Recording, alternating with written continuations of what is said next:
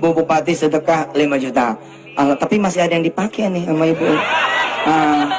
Yang dipakai sekalian aja. Ya. Bismillahirrahmanirrahim. Alhamdulillah. Iya semua. Hati-hati ya. Kalau dengar ceramah beliau bisa habis tuh harta kita. Wah benar Pak. Punya apa? Ya Alhamdulillah. Ayo punya rumah yang paling bagus enggak di kota ada, sedekahkan. Ya Ustaz. Pokoknya apa harta yang sukai sedekahkan. Los. Punya mobil, lepas, los. Tanah punya, wah yang puluhan tahun nabung ada, keluar, los. Tabungan, tabungan juga Ustaz. Iya, bos. Itu 2 hari habis tuh hartanya. Bismillahirrahmanirrahim. Assalamualaikum warahmatullahi wabarakatuh. Sahabat Nahi Mungkar yang dirahmati oleh Allah Subhanahu wa Ta'ala, dimanapun Anda berada, semoga dalam keadaan sehat walafiat dan selalu dalam lindungannya.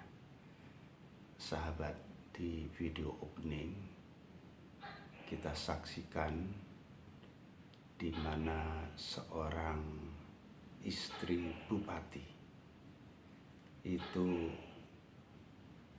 dimintai sedekahnya oleh Yusuf Mansur.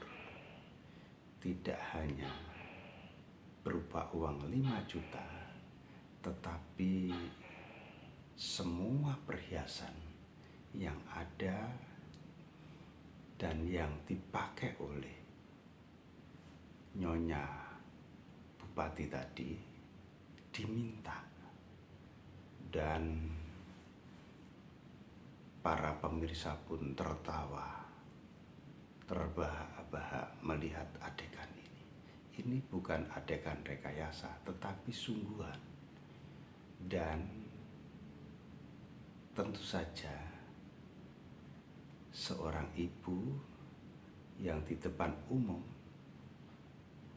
dimintai begitu, dia akan malu jika tidak memberikannya.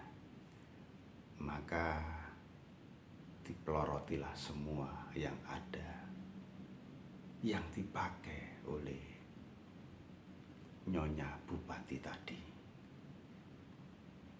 Nah saudara, di adegan berikutnya adalah testimoni dari seorang Abdullah Gimnastiar yang namanya lebih kondang dengan AA Kim dari Geger Kalong, Bandung. AA Kim mengatakan jika mau cepat habis harta ini, datanglah ke Yusuf Mansur. Jadi ada kisah di mana suatu hari Hakim itu mengalami masalah dalam kehidupannya. Lalu dia mendatangi Yusuf Mansur. Lalu Yusuf Mansur itu meminta semua harta terbaik, semua harta yang paling dicintai oleh Hakim itu diminta olehnya, disedekahkan kepadanya. Maka terpaksalah itu diberikan kepada Yusuf Mansur. Karena terpaksa itulah dia sadarnya juga terlambat. Dan agar masyarakat tidak kena seperti yang dia alami, dipereteli harta bendanya, maka Hakim sebagai seorang pendakwah itu menyampaikan persoalan ini ke tengah-tengah masyarakat. Jadi Hakim wanti-wanti agar berhati-hati terhadap Yusuf Mansur. Karena Yusuf Mansur itu orang yang tidak tahu malu. Dan dia selalu mempermalukan orang. dia begitu tega meminta harta orang lain di depan khalayak. Dan tentu saja orang yang diminta, yang dipermalukan di depan orang lain itu tidak berdaya, dan akhirnya apa saja yang dia minta diberikan. Nah, inilah sebagai pelajaran hidup yang paling berharga terhadap fenomena Yusuf Mansur.